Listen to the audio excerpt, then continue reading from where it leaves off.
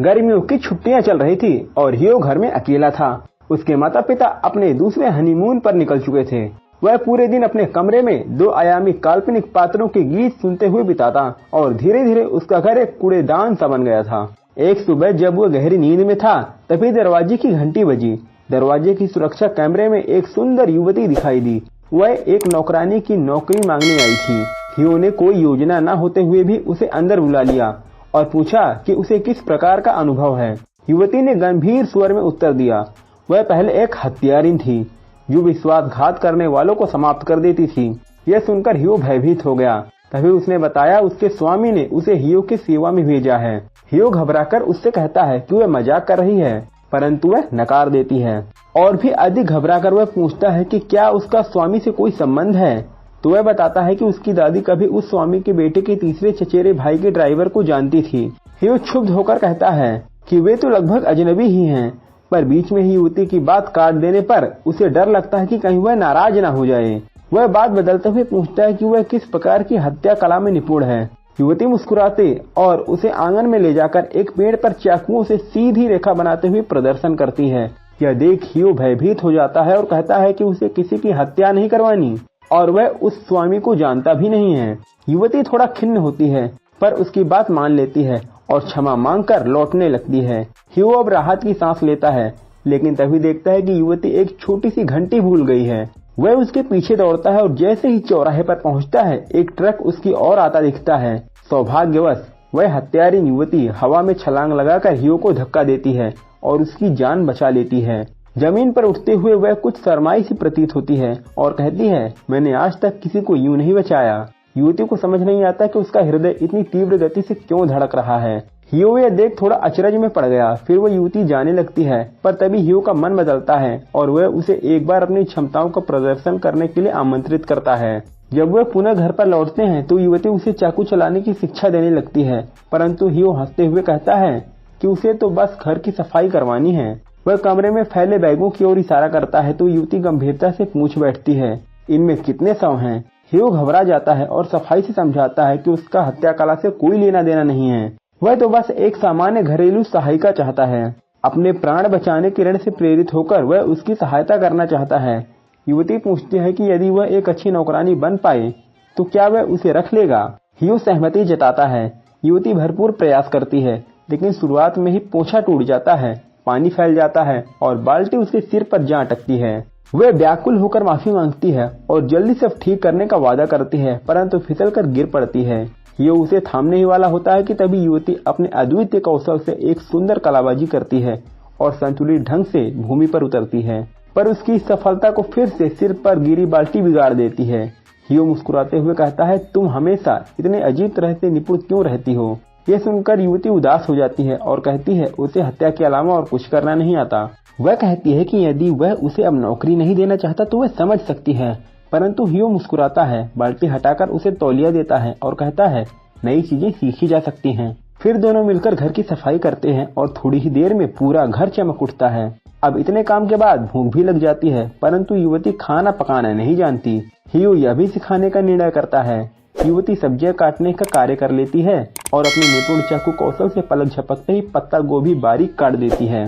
फिर हियो अपने लाए हुए पोर्क कटलेट्स निकालता है।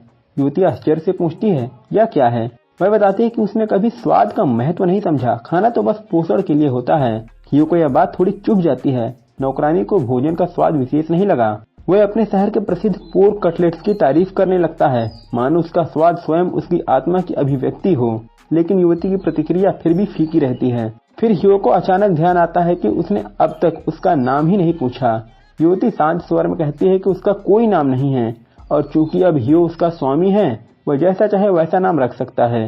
हियो सोचता तो है, लेकिन उसको कोई नाम नहीं सूझता, तो वह अस्थायी रूप से उसे मेड कहने का निश्चय करता है। वह भोजन करते हैं और हियो उत्सुकता से मेड की प्रतिक्रिया की प्रतीक्षा करता है।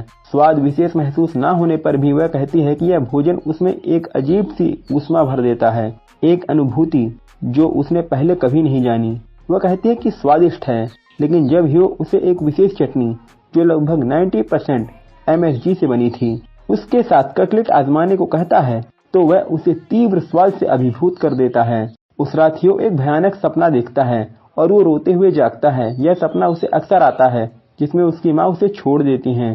भूख लगने पर वो रसोई की ओर जाता है, लेकिन वहाँ किसी को देखकर सन्न रह जाता है।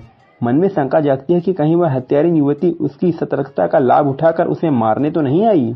वह धीरे से झांकता है। रसोई में मेड खड़ी होती है, चेहरे पर लाल धब्बा। ह्यो भयभीत हो उठता है, पर जैसी ही वह युवती हाथ में सॉस की बोतल लेकर पलटती है, वह राहत की सांस लेता है। मेड घबरा जाती है, परंतु ह्यो मुस्कुराकर कहता है कि वह समझता है कि कभी कभी आधी रात को भूख लगना स्वाभाविक है। वह बचे हुए भोजन और इंस्टेंट नूडल से उनके लिए एक छोटा सा रात का नाश्ता तैयार करता है। खाना खाते समय मेड पूछती है कि क्या ह्यो ने कोई बुरा सपना देखा था। वह बताती है कि जब वह रसोई जा रही थी, उसने कमरे से सिसकियां सुनी। डर के मारे भीतर झांका तो देखा कि वह नींद में रो रहा है। ह्यो यह सुनकर संकोच से भर जाता है और मेड कहती है कि उसने कई बार अपनी माँ का नाम पुकारा। फिर वह अपना सपना सुनाती है, एक विशाल सॉस की बोतल जो उससे बातें कर रही थी, और जैसे ही वह उसे चखने गई वह गायब हो गई। ह्यो यह सुनकर तो स्तब्ध रह जाता है, मतलब पूरी तरह से चौंक जाता है। मेड कहती है कि यह सपना उसके लिए नया अनुभव था, क्योंकि अब तक उसके सारे सपने हत्या या अपनी मृत्यु से जुड़े होते थे। वह कहती है कि उसे दुख है कि ह्यो को बुरा सपना आया और वह उसे सांत्वना भी देना नहीं जानती। ह्यो धीरे से कहता है, कोई बात नहीं, माँ के जाने के बाद ये सब आम हो गया है।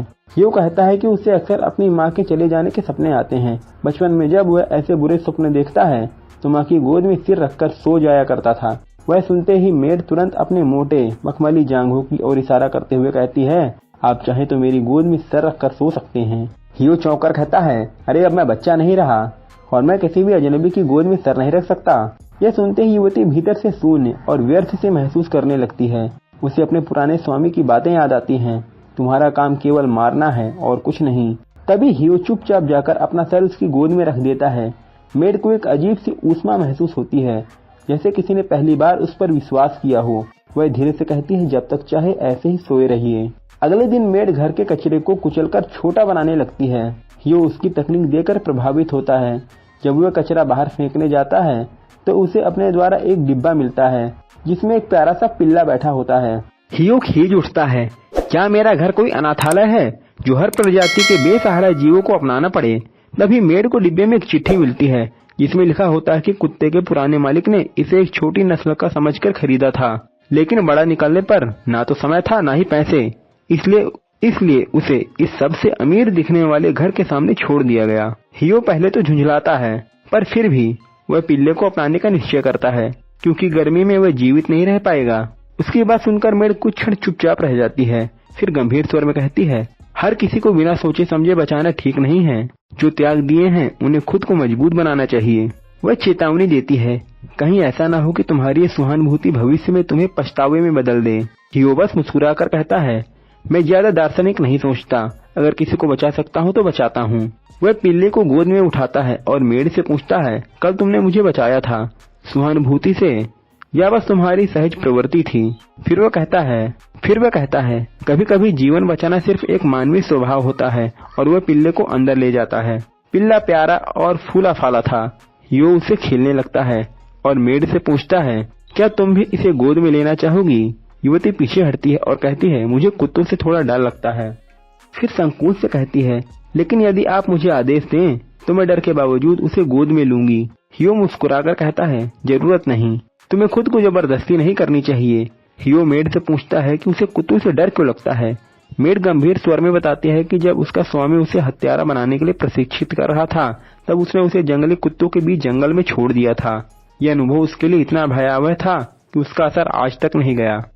ह्यो यह सुनकर चिंतित हो जाता है और कहता है कि यह तो गंभीर समस्या है, क्योंकि मैं इस पिल्ले को घर में ही रखने वाला हूँ और चाहता था कि तुम उसकी देखभाल में मेरी मदद करो।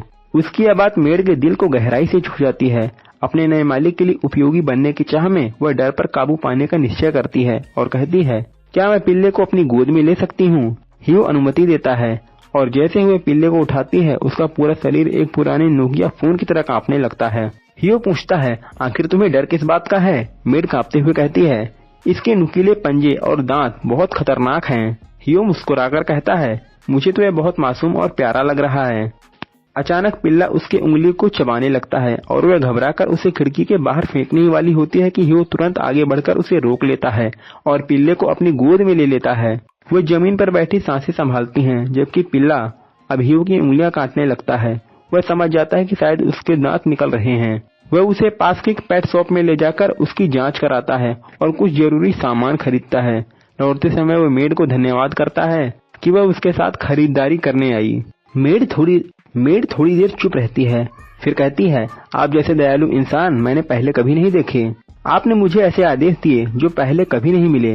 मेरे पुराने काम में तो सिर्फ हत्या होती थी और सफलता की कोई गुंजाइश नहीं होती थी। वह कहती है कि ह्यू ने अब तक उस पर इतना भरोसा और स्नेह दिखाया है कि जबकि उसने शायद ही कुछ ठीक किया हो।